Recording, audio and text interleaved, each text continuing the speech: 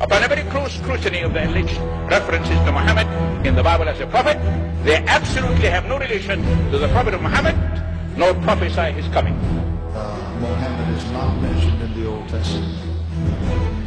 Muhammad is not mentioned anywhere from Genesis to Revelation. And Muhammad is God's true messenger. That's a joke.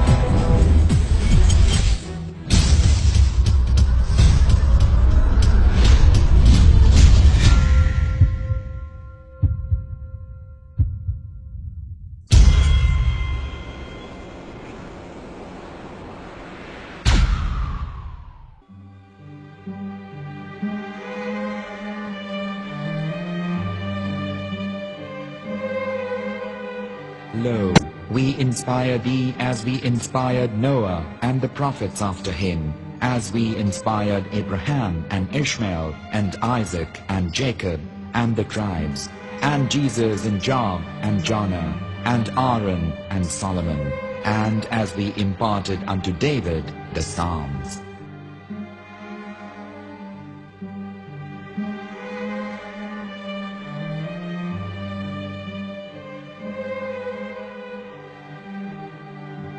The verse we've just heard is from chapter 4 of the Quran. In the verse, God is affirming to humanity that Muhammad is indeed the recipient of a divine guidance, just as Noah, Abraham, and the rest of the prophets. However, some Christians and Jews today don't believe that Muhammad was a prophet and the covenant that God made with Abraham. And since the Quran is not their book of authority, in this video I'm going to show you that the book you're holding in your hands contains the name off the seal of prophethood, the Prophet Muhammad.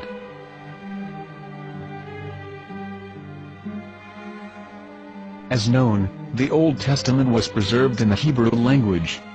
In the 5th chapter of the Shir HaShirim, which is one of the 5 Megillat or sacred scrolls that are part of the Hebrew Bible, or for short the Song of Solomon, as Christians know it today. That chapter is discussing someone. Jews will say it is discussing Solomon, while Christians will say it is discussing Jesus.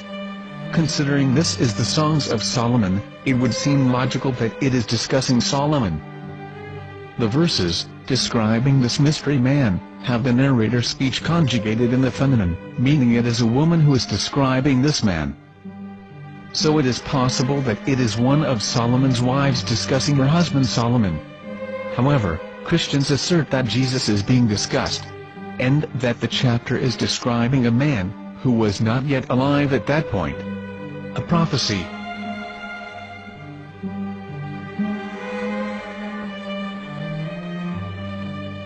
In reading the English translation of Song of Songs 5:16, it finishes the description by saying, "He is altogether lovely," but what most people don't know is that the name of that man was given in the original Megillat.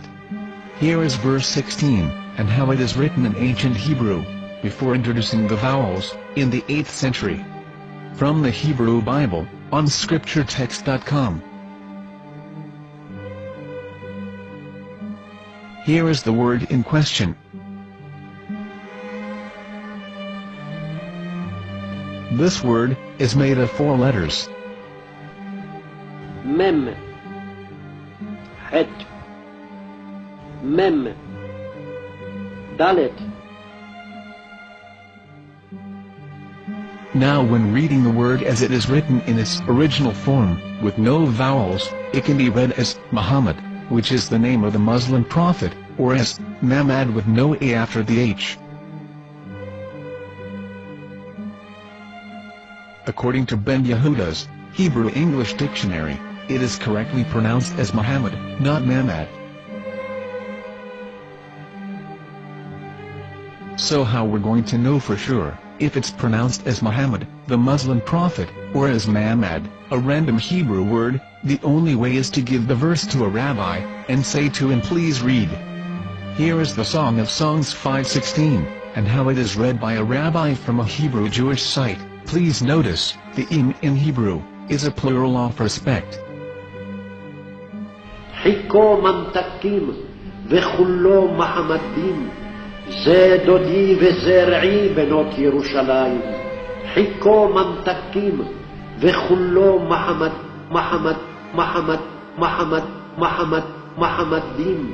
זה דודי וזרעי בנות ירושלים.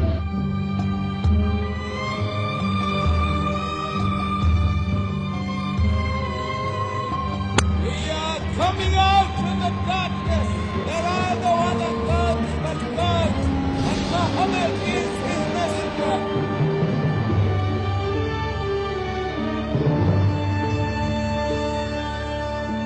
Let the world hear.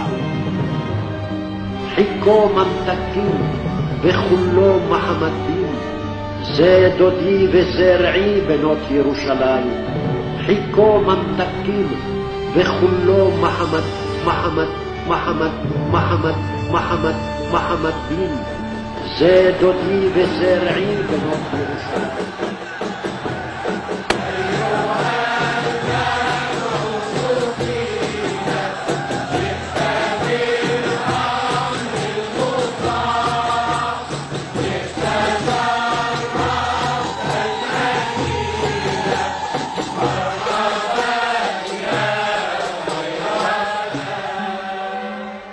Here is the famous s.a.w translation tool, which includes a professional human translation, as well as an online translation. We're going to copy our Hebrew word of the Song of Songs, directly from the Jewish site. It's the same site, where you can hear the rabbi reading the verse in Hebrew. All links are in the description, so, we're going to copy the word and paste it, and ask, please translate. Are they going to translate the meaning of the name of that person? As the Bible translators did. Which is the praised and the lovely one, or are they going to keep the name as it is? Well, see it yourself. Here is the World Lingo translator. The result is the same. It's Muhammad. You have no right. You have no right to translate names of people. Anybody. Your name should be retained. Mr. Black is Mr. Black, though he's white. You have no right to translate names of people. But they have been doing that. Muhammad ibn, they translated as altogether lovely. But the word Muhammad in the Hebrew language, the word Muhammad in the Hebrew language.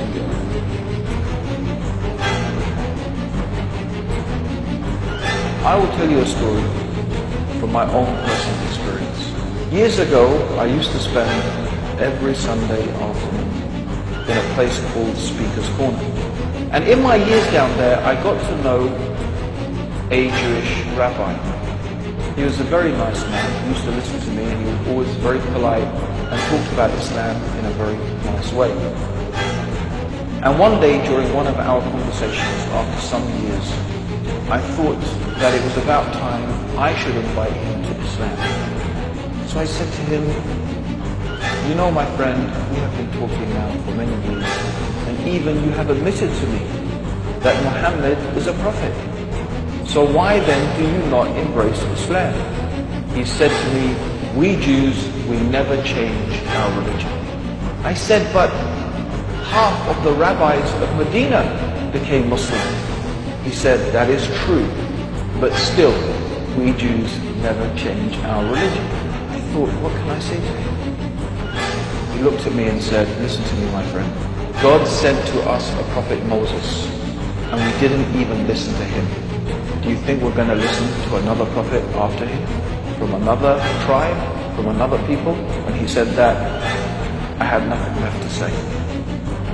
He knew that Muhammad was a prophet. In fact, another rabbi also came up to me and he said to me, we know Muhammad is a prophet, and he quoted to me a passage from the Bible